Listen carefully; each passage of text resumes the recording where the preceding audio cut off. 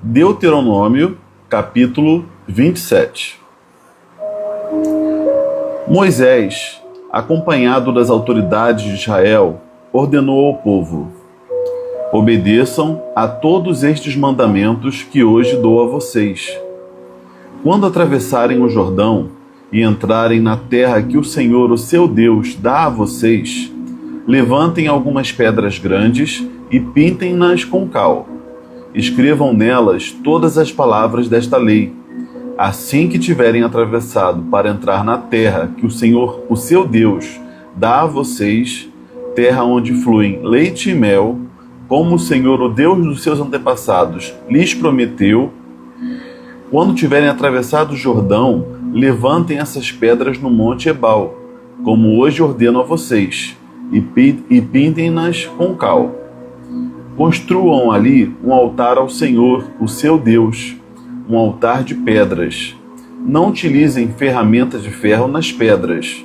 Construam o altar do Senhor, o seu Deus, com pedras brutas, e sobre ele ofereçam holocaustos ao Senhor, o seu Deus.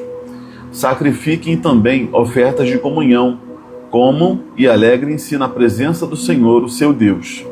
Nessas pedras que levantarem, vocês escreverão com bastante clareza todas as palavras desta lei. Então Moisés, tendo ao seu lado os sacerdotes levitas, disse a todo Israel: faça silêncio e escute, ó Israel. Agora você se tornou o povo do Senhor, o seu Deus. Obedeça ao Senhor, o seu Deus, e siga os seus mandamentos e estatutos que hoje dou a você. No mesmo dia, Moisés ordenou ao povo: quando vocês tiverem atravessado o Jordão, as tribos que estarão no monte Gerizim para abençoar o povo serão Simeão, Levi, Judá, Issacar, José e Benjamim. As tribos que estarão no monte Ebal para declararem maldições serão Ruben, Gade, Asser, Zebulon, Dan e Naftali. Os levitas recitarão a todo o povo de Israel em alta voz: maldito seja aquele que esculpir uma imagem ou fizer um ídolo fundido, obra de artesãos, detestável ao Senhor, e levantá-lo secretamente. Todo o povo dirá Amém. Maldito seja aquele que desonrar o seu pai e a sua mãe. Todo o povo dirá Amém. Maldito seja aquele que mudar o marco de divisa da propriedade do seu próximo. Todo o povo dirá Amém. Maldito seja aquele que fizer o cego errar o caminho. Todo o povo dirá Amém. Maldito seja aquele que violar os direitos do estrangeiro, do órfão e da viúva, ou da viúva. Todo o povo dirá Amém. Maldito seja aquele que se deitar com a mulher do seu pai, desonrando a cama do seu pai. Todo o povo dirá Amém. Maldito seja aquele que tiver relações sexuais com algum animal. Todo o povo dirá Amém. Maldito seja aquele que se deitar com a sua irmã, filha do seu pai ou da sua mãe. Todo o povo dirá Amém. Maldito seja aquele que se deitar com a sua sogra. Todo o povo dirá Amém.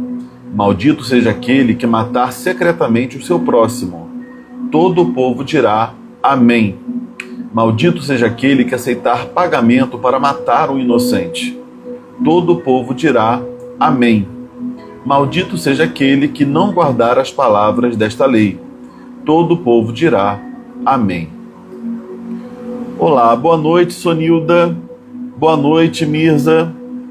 Tudo bom? Eu tinha falado que a live hoje seria às 9, mas eu confesso que eu me desliguei completamente do horário e fiquei pensando em 10 horas. Aí vi que eu não ia poder fazer 10, tive que fazer um pouco depois. Me perdoem mesmo por esse lapso. Mas vamos lá, vamos comentar esse texto de Deuteronômio, capítulo 27. Esse texto, esse capítulo, ele trata sobre uma solenidade de ratificação da lei. Deus dá ordens para que assim que o povo atravessasse o Jordão e entrasse na terra prometida propriamente dita, embora tenham separado também algumas terras daquém do Jordão, né? Antes do Jordão, mas a terra prometida como um todo estava depois do Jordão. Então, assim que eles atravessassem o Jordão, eles subiriam um monte chamado Ebal, e ali eles estabeleceriam o pacto deles com Deus, né? Mais uma vez, porque até então Moisés está falando qual é a vontade de Deus, está lembrando que eles confiaram em Deus as suas vidas, fizeram um pacto com Deus, mas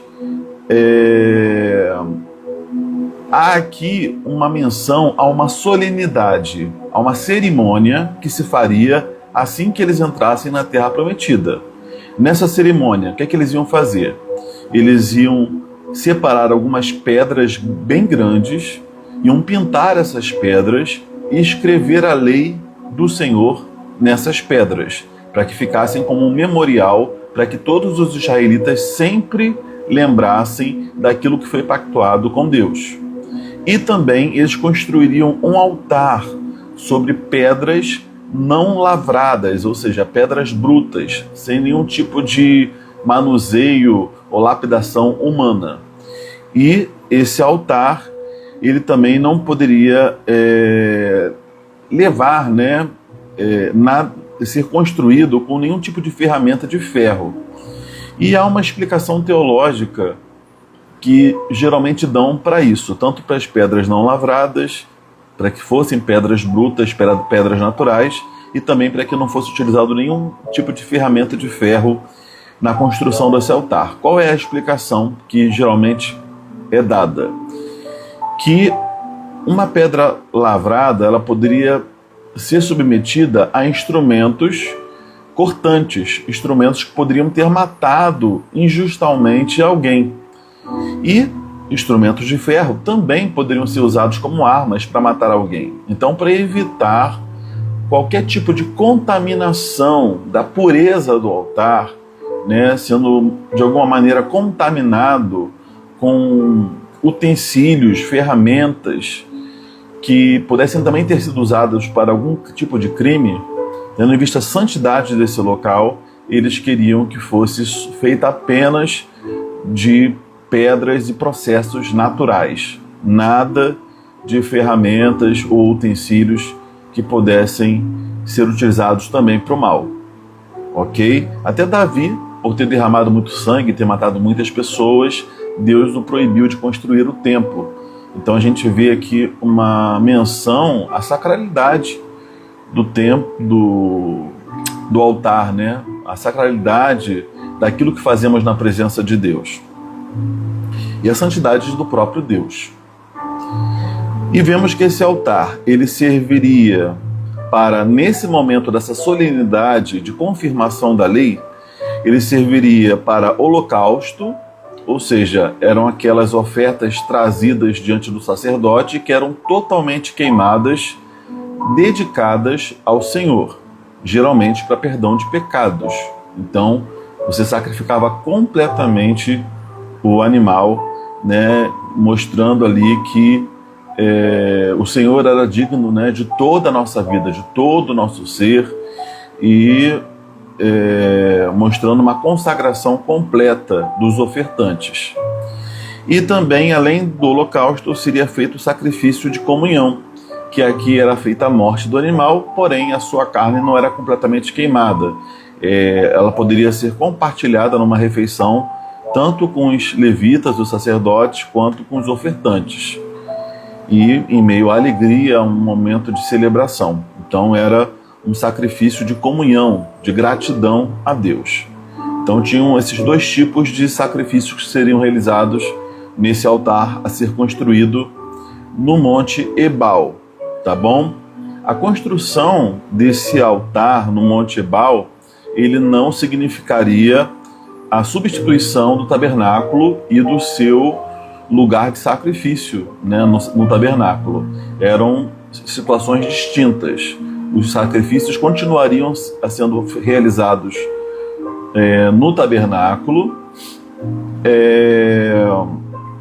mas provavelmente esse lugar aqui, além de ser utilizado para a entrada deles na Terra Prometida, como um símbolo do pacto deles com Deus, poderia eventualmente ser utilizado em alguns tipos de festividades religiosas especiais. E então, após essa descrição da preparação do lugar e dos sacrifícios que seriam realizados nesse Monte Ebal, é então dito que algumas das tribos profeririam as leis relativas às bênçãos que os israelitas receberiam da parte do Senhor, e outras tribos profeririam as maldições que viriam da parte do Senhor caso eles não obedecessem à lei de Deus. Então haveria bênçãos para a obediência e maldições para a desobediência. Aliás, o próximo capítulo, que é o capítulo 28, ele vai versar completamente sobre bênçãos e maldições, falando sobre o que a obediência acarreta de bênçãos e o que a desobediência acarreta de maldições. Então nós temos aqui meio que um preâmbulo, né? Temos aqui uma introdução ao capítulo 28, que vai tratar extensivamente sobre isso. Aliás, até é um capítulo bem longo, o capítulo 28, o próximo, e eu vou avisar quando será a próxima live e vou até dar um recado quando eu avisar de que vai ser uma live mais extensa, porque é um capítulo bem extenso, e como a gente deixa arquivado aqui por capítulo, a gente precisa fazer de uma só vez para ficar registrado aqui no nosso perfil, tá bom? Então vamos lá. Então tem essa divisão de tribos, 6 tribos declarando as bênçãos, 6 tribos declarando as maldições. É uma curiosidade aqui, porque nessa divisão de tribos não é feito conforme a divisão de terras. Aqui é feita a divisão de tribos originalmente segundo os filhos de Jacó. Então José, que na divisão de terras teve porção dupla, né, se divide entre os seus filhos, netos de Jacó, Efraim e Manassés, aqui ele é citado como José.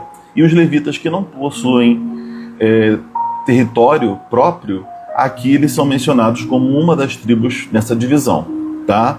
Agora, apesar dos levitas estarem numa dessas partes, né, de bênção, e a outra parte fala sobre maldições, os levitas ficariam responsáveis por recitar essas bênçãos e maldições junto das tribos correspondentes. E antes de eu citar aqui quais são esses pecados que seriam punidos com maldições, porque o que eles estão colocando aqui, exemplificativamente, não vai resumir toda a lei de Deus, são as maldições contra certos tipos de pecados. E parece, a princípio, quando a gente lê, uma lista meio aleatória, sabe? Trata de pecados avulsos assim, e a gente fica pensando, poxa, mas por que esses pecados nesse momento? Aí a gente vai ver que há uma similaridade entre esses pecados. São pecados que parecem que são praticados, ou podem ser praticados, no oculto. São praticados às escondidas. Então, é mencionado aqui nesse momento, né, da cerimônia que ainda haveria, onde toda a lei seria repetida, mas exemplificativamente é colocado aqui pecados que poderiam ser praticados de forma escondida pelas pessoas. E por que são mencionados esses pecados que poderiam ser praticados de forma escondida? Provavelmente porque o povo se atenta muito para as leis como uma imposição externa, uma lei civil, tratam a lei de Deus como uma simples, mera lei civil, que eles deveriam obedecer apenas para não serem punidos. Porém, quando Deus traz para a gente a sua lei, Ele quer que a gente grave essa lei no nosso coração, que a gente entenda que não se trata apenas de não ser descoberto e não sofrer a penalidade, mas se trata de reconhecer que obedecer a Deus vai nos trazer bênçãos, desobedecer a Deus traz maldições, mesmo que ninguém esteja vendo, porque o Senhor é um Deus que está em todo lugar, cujos olhos estão por toda parte e nada passa despercebido por Ele. Não tem nada que o Senhor não tome conhecimento. Então, diante do pacto que eles estavam para reafirmar assim que entrassem na terra, que eles lembrassem que nenhuma lei, nada que eles fizessem, e que fosse, nenhuma lei que fosse descumprida, nada que eles fizessem passaria desapercebido do Senhor. Por isso a ênfase nessas questões que poderiam ser praticadas ocultamente. E quais foram essas leis? A primeira foi sobre idolatria. Eu não vou repetir todas as leis, a gente leu, mas só para citar os temas. Um foi sobre idolatria, mas especialmente sobre os ídolos que seriam escondidos, né? Você às vezes fabricava um ídolo e escondia na sua casa, né? Debaixo de um móvel, em algum lugar, para ninguém saber, né? E assim você não sofrer as consequências. Mas isso também era mal visto diante do Senhor. A idolatria é abominável aos olhos de Deus. Não importa que o seu pastor ou o seu líder da igreja não saiba, né? Mas Deus sabe de tudo, Deus vê tudo.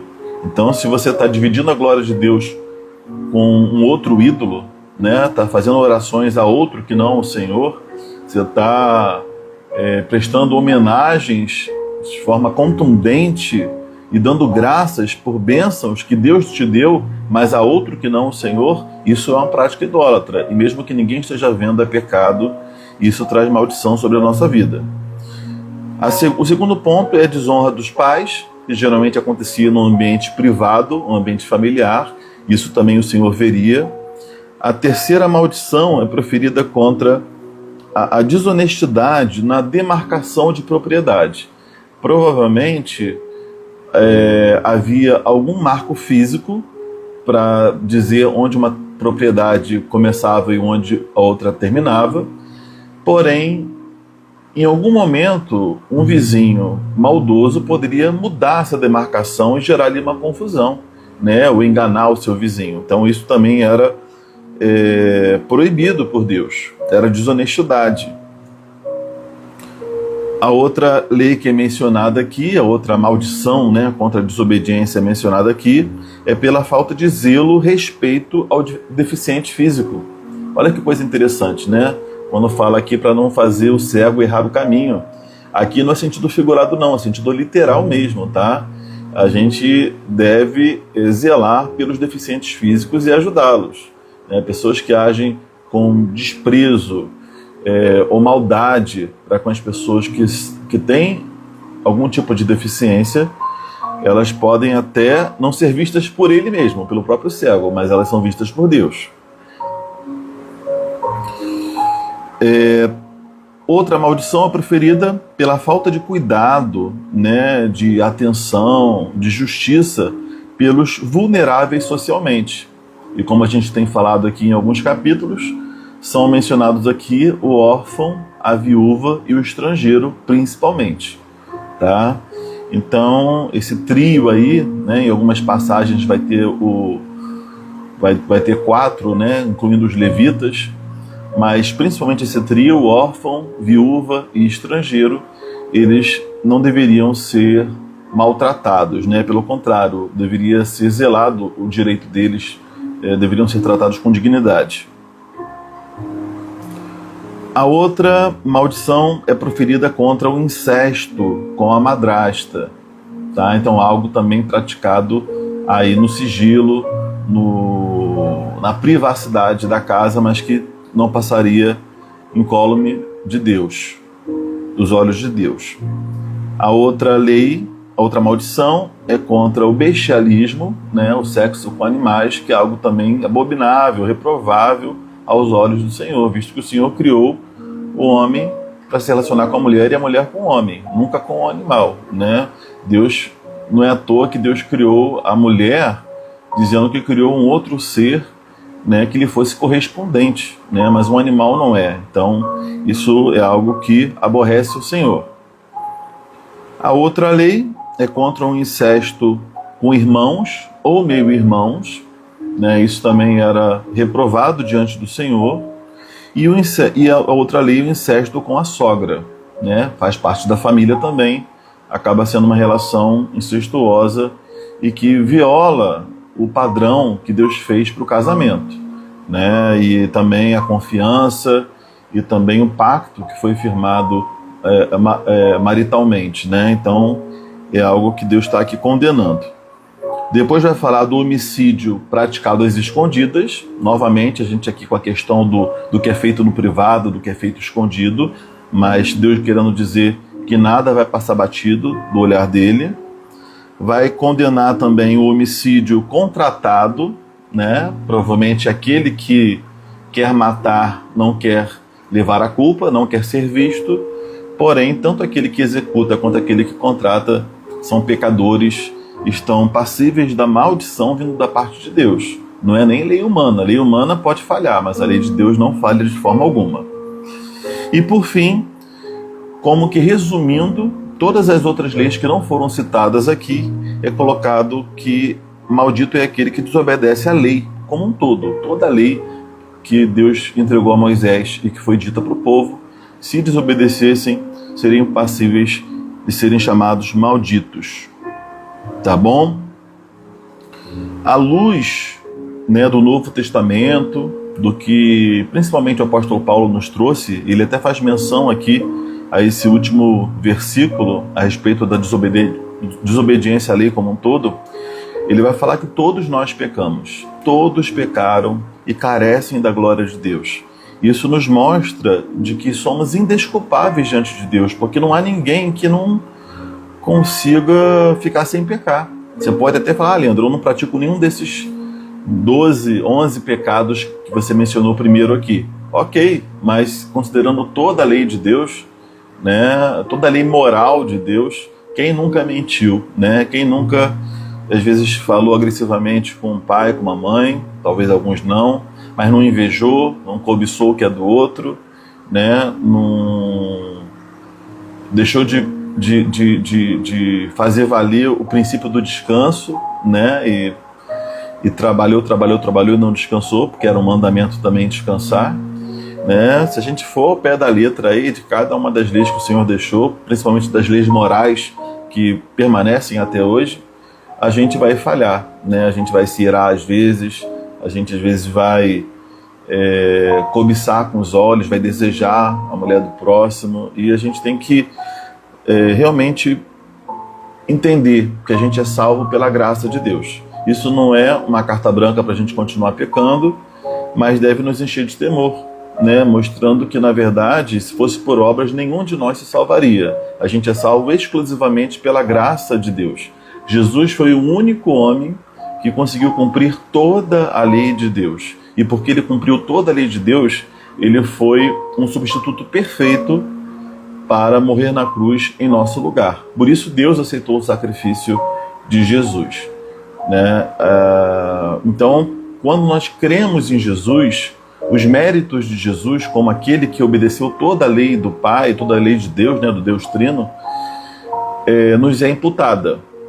E a nossa culpa, ela é depositada sobre Jesus, que sofreu na pele não só a morte física, mas todo aquele impacto da separação momentânea de Deus por conta dos nossos pecados. Então é graças a Jesus que nós somos salvos, porque Ele foi perfeito e Ele cumpriu o que nós não poderíamos cumprir. Se fosse por um só pecado, nós já não mereceríamos estar com Deus na eternidade. Mas, por causa da obediência de Jesus, a gente é salvo e pode realmente gozar de comunhão com Deus para sempre. E por que somos salvos e por que fomos abraçados por essa graça maravilhosa de Jesus, por esse favor imerecido, a gente foi transformado, a gente recebeu uma nova natureza. O Espírito Santo operou em nós uma nova natureza. E essa nossa nova natureza nos faz querer obedecê-lo, né? Não se conforma com o pecado. Um cristão de verdade, ele, como eu costumo dizer, ele não peca em paz. Porque uma vez que o Espírito Santo habita dentro dele, ele não faz isso como fazia anteriormente. Ele não faz isso de forma indiferente, né? Ele realmente sente, ele quer viver para Deus, ele ama Deus, isso porque ele tem uma nova natureza. Então, para a gente finalizar, um detalhe importante: enquanto eles proferiam essas maldições exemplificativas aqui, foi dito que o povo deveria dizer amém. Isso posteriormente seria feito com toda a lei, né? Então o povo estaria ali dando amém. Amém quer dizer assim seja, ou seja, mostrando a anuência, né, a ratificação do povo com relação a toda essa lei.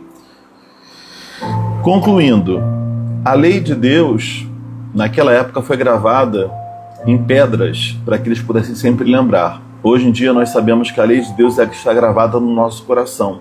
Nós recebemos um novo coração e nesse novo coração que Deus nos deu, a sua lei está gravada. E a gente quer obedecer a Deus. A gente quer viver para a glória de Deus. Isso nos preserva até de pecados ocultos que a gente não está livre de cometer, mas a gente sempre vai, se tememos a Deus de verdade, se realmente tivermos uma experiência com Deus verdadeira, sempre vamos pesar, sabe? Vamos falar, poxa, isso me afasta de Deus, isso não faz bem para mim e eu quero me arrepender, inclusive daquilo que ninguém está sabendo. Eu quero clamar a Deus e pedir perdão e quero pedir a sua graça para poder vencer e superar, né, os meus pecados, as minhas limitações, as minhas incoerências. A gente sabe que a lei, ela veio para mostrar um padrão de santidade de Deus, de um Deus que é perfeito, que é santo.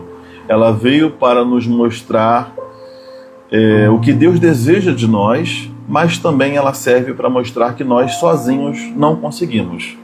Uma vez que o primeiro homem pecou, a humanidade se colocou debaixo dessa escravidão do pecado. Então só Jesus para nos tirar desse lugar e nos atrair para si e nos transformar de dentro para fora, né? Então, no final das contas, a gente conhece a lei de Deus, a gente entende a lei de Deus, mas a gente só vai começar a cumprir de verdade essa lei quando a gente experimenta a graça, que é esse favor que a gente não merece. A gente reconhece que peca, que erra, que não consegue cumprir, mas aí é que Deus começa a trabalhar para que a gente possa cumprir. E cada vez mais cumpramos a vontade de Deus. Toda a lei de Deus também nos aponta, principalmente nesse capítulo que fala de bênçãos e maldições, e o próximo capítulo que também vai tratar disso, nos aponta de que tudo vai gerar uma consequência, né? Para a questão da causa e consequência. Toda ação nossa, uma ação de obediência vai gerar consequências positivas. Uma ação de desobediência vai gerar consequências negativas. E a gente, mesmo não vendo isso acontecendo imediatamente, de forma completa e eterna, né, sob o olhar da eternidade de Deus, isso vai acontecer. Então que a gente tenha muito temor e pese o que a gente quer construir para a nossa vida. A gente quer viver colocando nas nossas ações um peso de eternidade e para a glória de Deus, ou a gente quer trazer vergonha, culpa, juízo, consequências negativas pelo nosso pecado. O que a gente quer? Que a gente possa pesar as consequências imediatas e as consequências mais distantes, né? As consequências imediatas, mas tudo é consequência. E eu tenho certeza que eu e você queremos bênçãos da parte de Deus, a gente quer colher muitos frutos, e como é bom a gente obedecer, não para que a gente se orgulhe, porque a gente sempre vai pecar e a gente não é digno nem da nossa obediência, porque ela vem do Espírito Santo, né? Ele que nos convence do pecado, ele que nos motiva a fazer o que é da vontade de Deus, mas que não haja orgulho, mas haja assim aquela paz, sabe? E aquela comunhão com Deus, porque a pior coisa que a gente perde quando a gente peca é a comunhão com Deus, é a intimidade com Deus, é a alegria da salvação, e que a gente não troque isso por nada, porque nada nesse mundo se compara a estarmos bem com Deus, bem com o próximo, brilhando a luz de Deus nesse mundo, e o mundo precisa olhar para nós e ver algo diferente. Tá bom? Alguma de vocês tem algum comentário, alguma pergunta para fazer? Porque por hoje é só. Alguém tem alguma coisinha para comentar, para pontuar?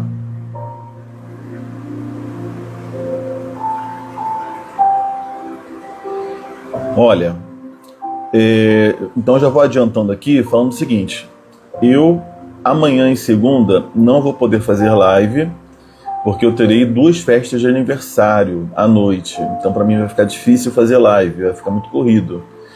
Na terça-feira eu vou estar dando um aconselhamento à noite, mas quase que é certo de que eu vá conseguir fazer live, tá? Esse aconselhamento não deve demorar tanto.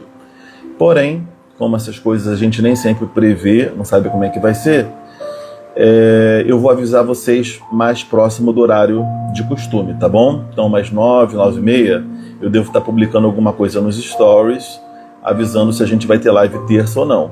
Mas amanhã, domingo e segunda-feira não teremos, tá bom? Ó, Deus abençoe muito a vida de vocês. Tenham aí um restante de final de semana abençoado, na presença do Senhor, que Ele possa dar a vocês um início de semana também maravilhoso, produtivo, feliz, em paz, que vocês confiem nele, apesar dos problemas, das dificuldades, dos desafios, porque Ele cuida de vocês, Ele cuida de nós com muito amor e muito carinho, e Ele está usando tudo para o nosso bem, está usando tudo para nos aperfeiçoar e para que vivamos por Ele e para Ele nessa vida, tá bom? Confiem nisso. Deus abençoe e até a próxima.